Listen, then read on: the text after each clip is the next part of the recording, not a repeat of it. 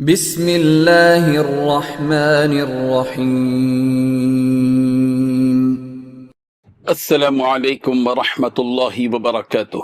ان الحمد للہ نحمده ونستعینه ونستغفره ونستهدیه والصلاة والسلام على سید المرسلین محمد وآلہ وصحبہ اجمعین، اما بعد۔ حاضرین و ناظرین، یہ درس قرآن نمبر 514 ہے، اور آج سورۃ المائدہ کی صرف ایک آیت کی تلاوت و تشریح کی جائے گی، آیت نمبر 68۔ اعوذ باللہ من الشیطان الرجیم، بسم اللہ الرحمن الرحیم۔ قل یا اہل الکتاب لستم علی شیء حتی تقیموا التوراة والانجیل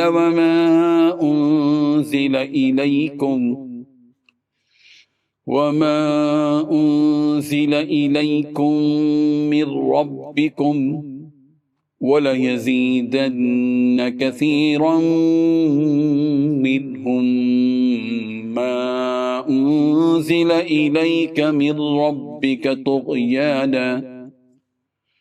طُغْيَانًا وَكُفْرًا فَلَا تَأْسَ عَلَى الْقَوْمِ الْكَافِرِينَ۔ صدق اللہ العظیم۔ لفظی ترجمہ یوں ہیں، قل یا اہل الکتاب، کہہ دیجئے اے اہل کتاب، لستم علی شیء، نہیں ہو تم کسی چیز پر، حتی تقیموا التوراة، یہاں تک کہ تم قائم کرو تورات کو، والانجیل، اور انجیل کو، وما انزل، اور جو کچھ نازل کیا گیا، الیکم تمہاری طرف، من ربکم تمہارے رب کی طرف سے، وَلَيَزِيدَنَّ، اور یقیناً زیادہ کرے گا، کثیراً بہتوں کو، منہم ان میں سے، ما وہ قرآن جو انزل نازل کیا گیا، الیک آپ کی طرف، من ربک آپ کے رب کی طرف سے، طغیاناً سرکشی میں، وکفرا اور کفر میں، فلا تأس علی القوم الکافرین، چنانچہ آپ غم نہ کھائیں کافر لوگوں پر۔ ترجمہ یوں ہے، کہو کہ اے اہل کتاب، جب تک تم تورات اور انجیل کو اور جو کتابیں تمہارے پروردگار کی طرف سے تم لوگوں پر نازل ہوئی ان کو قائم رکھو گے، کسی بھی راہ پر نہیں ہو سکتے۔ اور یہ قرآن جو تمہارے پروردگار کی طرف سے تم پر نازل ہوا ہے، اس سے ان میں سے اکثر کی سرکشی اور کفر اور بڑھے گا، تو تم قوم کفار پر افسوس نہ کرو۔ اس آیت میں 3 باتیں بتلائی گئی ہیں۔ پہلی بات، اے اہل کتاب، جب تک تم تورات اور انجیل پر اور اس کتاب پر جو تمہارے پاس اب بھیجی گئی ہے اس کی پابندی نہیں کرو گے، تمہاری کوئی بنیاد نہیں ہوگی جس پر تم کھڑے ہو سکو۔ دوسری بات، جو وحی اے رسول آپ پر نازل کی گئی ہے وہ ان میں سے بہت سوں کی سرکشی اور کفر میں مزید اضافہ کر کے رہے گی۔ تیسری بات، آپ ان کافر لوگوں پر افسوس نہ کیجیے۔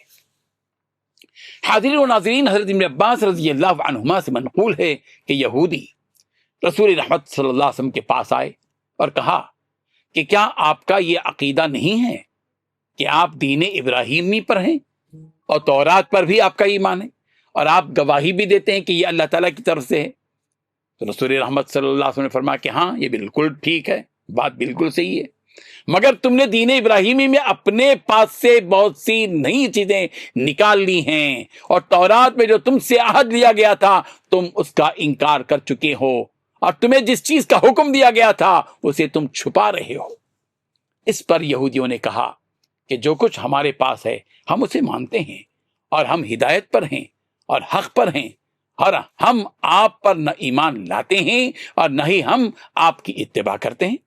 اس پر قرآن مجید کی یہ آیت نازل ہوئی، یا اہل الکتاب لستم علی شیء حتی تقیموا التوراة والانجیل وما انزل الیکم من ربکم۔ آپ فرما دیجئے کہ اے اہل کتاب، تم کسی راہ پر نہیں ہو یہاں تک کہ تورات کو اور انجیل کو اور اس چیز کو قائم کرو جو تمہارے پروردگار کی طرف سے تمہاری طرف نازل کی گئی۔ اس آیت سے یہ سبق ملتا ہے کہ جس قوم کے لیے جو آسمانی کتاب دی گئی اس قوم کو چاہیے کہ وہ اس آسمانی کتاب کی ہدایات پر قائم رہے۔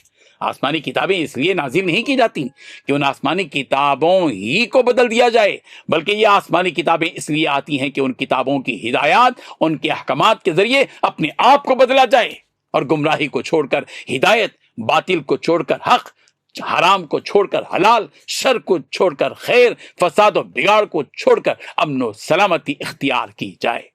یہودی اس لیے ذلیل و رسوا اور نامراد اور ناکام ہوئے کہ وہ تورات و انجیل کی احکامات پر قائم نہ رہے۔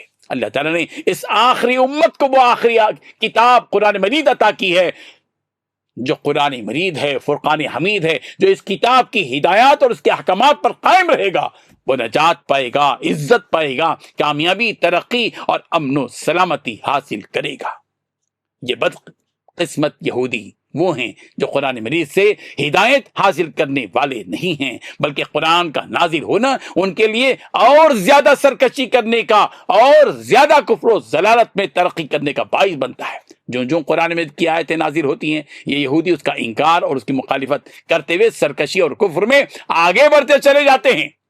اس آیت کے آخر میں آپ علیہ الصلوۃ والتسلیم کو یہ حکم دیا گیا کہ پیغمبر آپ اس کافر قوم پر رنج نہ کریں جس کو ایمان قبول کرنا ہی نہیں ہے، وہ قبول نہیں کرے گا، اس کا نقصان اس کو ہوگا، آپ کے ان پر رنج کرنے سے کوئی فائدہ نہیں ہوگا۔ اللہ تبارک و تعالیٰ ان آیات کو سمجھنے کی توفیق عطا فرمائے، آمین۔ وآخر دعوانا ان الحمد للہ رب العالمین۔ ڈیلی درس قرآن کو سبسکرائب کیجئے، اپنے تاثرات اور مشورے ارسال کیجئے، اور متعلقین کے گروپ بنا کر انہیں روزانہ درس قرآن بھیجیں اور اجر ثواب پائیں۔